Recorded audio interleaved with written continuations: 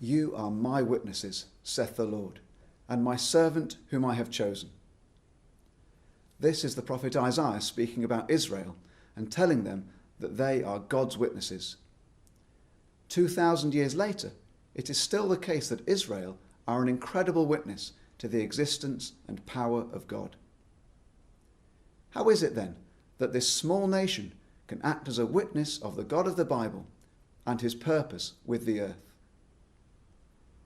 Many of the prophecies God makes relate to the people of Israel, the nation God describes as being a treasured possession to him.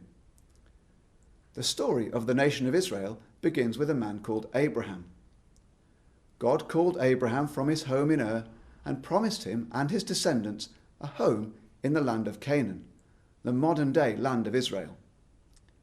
The history of Abraham's descendants, the Jews, is recorded in lots of detail in the Old Testament of the Bible.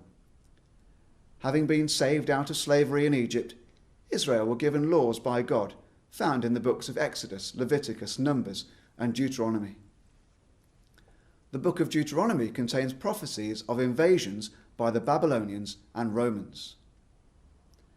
In verse 64 of Deuteronomy 28, God tells Israel he will scatter them among all the people, from one end of the earth even unto the other, and goes on to describe some of the terrible things they would suffer as a race as they tried to live amongst the other nations of the world.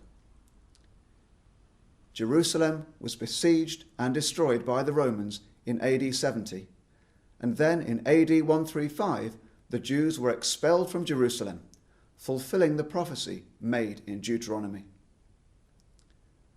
Although God punished Israel for their disobedience, through the prophet Jeremiah, God says to Israel, "For I am with thee, for I will make a full end of all the nations whither I have driven thee, but I will not make a full end of thee."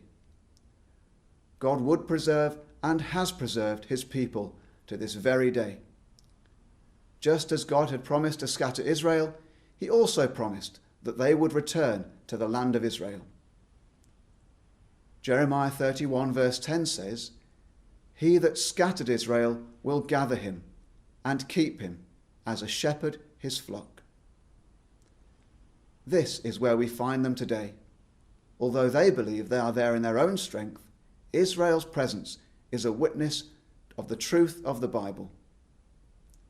Many times in the prophecies of the Bible, we are told of the return of Israel to the land of Israel, having once been scattered across the world. Describing an invasion of the land in the future, Ezekiel 38 verse 8 describes Israel as being gathered from many peoples upon the mountains of Israel. Jeremiah 23 verse 3 says, "I will gather the remnant of my flock out of all the countries whither I have driven them." Isaiah 11 verse 12 says, "He will raise a signal for the nations, and will assemble the banished of Israel, and gather the dispersed of Judah from the four corners of the earth." This is just a sample of the prophecies which are given in the Old Testament relating to Israel and their return to the land promised to their forefather Abraham. On the 14th of May 1948, the state of Israel was declared, and prophecies from thousands of years ago were fulfilled. The Bible prophesied that the nation of Israel would be scattered from their home, but would also be regathered. This incredible witness we can see with our own eyes. Truly, Israel are God's witnesses.